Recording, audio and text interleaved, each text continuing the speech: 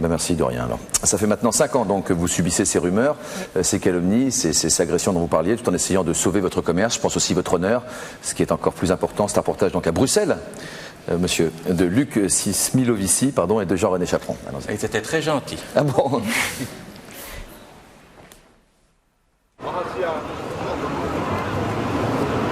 Le magasin commençait là-bas c'était le snack, une extension de snack, cafétéria, pâtisserie, confiserie, qui était redevenu un salon de thé après. Voilà, c'était le coin. Et c'est ici qu'a commencé les ennuis, quand la presse est venue filmer le magasin sans notre autorisation. Et de là a commencé franchement tout l'enchaînement des mauvaises nouvelles pour nous. En plus, à cette époque-là, donc en l'époque de l'affaire du trou, toute la nuit Louise était ouverte pour des travaux et on prétendait que la police recherchait des enfants qu'on aurait pu enfouir en dessous du macadam. Édouard Nioul et sa sœur Anne-Marie étaient les propriétaires d'une des plus prestigieuses pâtisseries bruxelloises. En 1996, avec l'affaire Dutroux, leur nom est confondu avec Michel Nioul, l'un de ses complices présumés. 9h15 ce matin, Michel Nioul arrive au palais de justice de Neuchâteau. Son mandat d'arrêt a finalement été confirmé, mais il se dit toujours innocent. Dans la Belgique entière, le nom de Nioul est associé à celui de Dutroux. Il est devenu l'ennemi public numéro 2, celui qui manipule, celui qui organise dans l'ombre sous la protection de ses clients pervers. On passe d'abord les orangettes? Non, on commence par les pralines. Tu as des grains de café pour mettre dessus? Ou je les prépare? Ils sont dehors, ça va. Moi, à l'époque où c'est arrivé, le premier coup de fil que j'ai, bonjour, on a eu un petit problème à cause de vos gâteaux, c'est honteux, nous avons trouvé un doigt d'enfant dans le gâteau. Alors les 3 secondes, vous êtes vraiment, vous avalez, vous dites c'est une mauvaise blague, un mauvais plaisantin. Vous recevez des gâteaux en pleine figure, on vous jette des paquets, on vient vous jeter des insultes, on vous harcèle tout le temps, vous recevez tout le temps des claques. Ça c'est la chose qui est la plus pénible directement. Et puis après, vous vous rendez compte que les clients ne viennent plus, que les clients vous boutent, et à un moment donné, vous êtes bien obligé d'arrêter. Ça s'est arrêté pendant quelques années. On a eu on ne savait pas vraiment s'il fallait continuer sous notre nom ou s'il fallait changer de nom. Mais pourquoi changer de nom? On n'en peut rien. On n'a rien fait, nous. Du temps où on avait notre nom dans la gloire, on fabriquait, par exemple, en chocolat, quand même 12 tonnes de pralines. Alors maintenant, c'est vraiment plus ça. Ici, c'est vraiment de la survie. Anne-Marie! Oui? Anne-Marie, dis-moi, où sont ces photos, s'il te plaît? Oui, je ne trouve rien. Là, au fond, dans la carafe. Je ne trouve rien, il y a longtemps qu'on est... Où ça, au fond? Il y a des siècles qu'on n'est plus vu dans la cave. Hein. Oh là là là là. Ça, c'est le premier magasin au Japon. Sapporo, Hokkaido, dans le nord. Ça, c'était un petit modèle pour avoir d'autres magasins dans une chaîne de shopping de luxe dans toutes les gares au Japon qui devaient se faire, entre Tokyo et Sapporo, dans le nord. Et puis, il y a eu l'affaire Nioul, et là, c'était fini, terminé, le déclin, on a pu fermer. Ah, ça, c'est une belle photo. Thierry Leluron, il était tellement petit qu'on m'avait demandé de me mettre à côté, et j'ai jamais osé parce qu'il aurait été à mon nombril.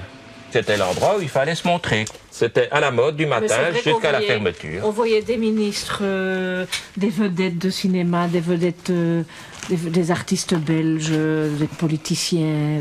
Alors nous avions aussi en toute discrétion la famille royale qui venait vraiment pour son plaisir manger un petit gâteau. C'était toujours très discret, on ne faisait jamais, mais c'était toujours très sympathique. Sa Majesté m'avait rencontré à l'hôtel de ville pour une réception. Elle était venue me demander comment nous allions. Elle a demandé des nouvelles de ma mère. Elle a dit, nous savons très bien que vous n'avez rien à voir avec l'affaire Nioul et Dutroux. N'est-ce pas? Je viendrai le montrer. Le dimanche suivant, coup de fil, dans une demi-heure, fermez la salle blanche. Nous venons. Elle est venue avec ses nièces et des amis. Ça vous fait mal au cœur de les revoir? C'est sans intérêt, que voulez-vous? Bon, les jetez pas, mais les garder pour les regarder et rêver à ce qu'on était et ce qu'on n'est plus. On est bien maso, mais pas à ce point-là, hein. Faut pas rêver. Hier, Anne-Marie était gérante d'une grosse affaire. Aujourd'hui, elle en est réduite à livrer elle-même sa modeste production. Ici, je me suis fait agresser violemment il y a 3-4 mois maximum. les jeunes qui étaient autour de moi m'ont crié hey, du trou, du trou, du trou. Et moi naïvement je dis mais non, je m'appelle Nioul. J'ai pas très bien compris tout de suite. Et mais ils m'ont vraiment secoué. Mais secoué, ils ont secoué, tapé sur la voiture. Et je me demandais ce qui m'arrivait. Bonjour. Bonjour Anne-Marie. Voilà les gâteaux. Merci. Voilà. Je trouve ça honteux ce qui est arrivé. Honteux. Parce que un nom ne veut rien dire. De toute façon. Et les gens, parce que c'est le même nom, on croit tout de suite, oh c'est les mêmes. Mais ça c'est les gens. Hein. Les gens ils ne réfléchissent pas. Et d'office ils disent voilà c'est ça, c'est ça. Les gens me posaient des questions et je leur disais c'est pas du tout la même famille et ça n'a rien à voir. Oui mais dites-le moi si c'est quand même ça. Je dis ça n'a rien à voir, rien du tout. Toute cette histoire n'a pas seulement porté préjudice à l'entreprise Nioul, elle a aussi coûté à Édouard son siège de conseiller à l'hôtel de ville qu'il occupait depuis 24 ans. Je suis célibataire, évidemment les gens m'ont associé plus facilement en tant que célibataire à une vie nocturne ou une vie de sortie et de débauche, mais que je n'ai absolument pas. Alors quand je distribuais mes tracts, eh bien mes tracts étaient déchirés. Retourne chez toi, on n'a pas besoin de te voir, salopard et toute la suite.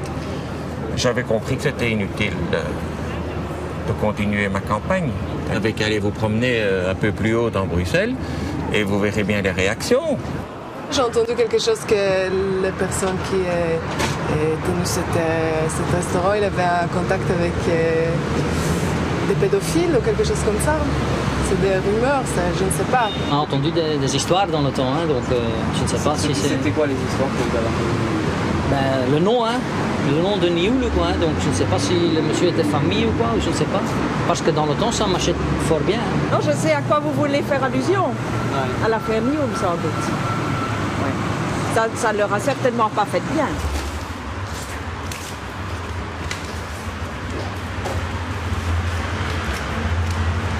Quelques mois après la fermeture de l'entreprise, on m'a proposé de faire des tournées le matin ou la nuit pour gagner un petit peu d'argent et faire autre chose puisqu'il n'y avait plus de possibilité de faire des gâteaux ni du chocolat.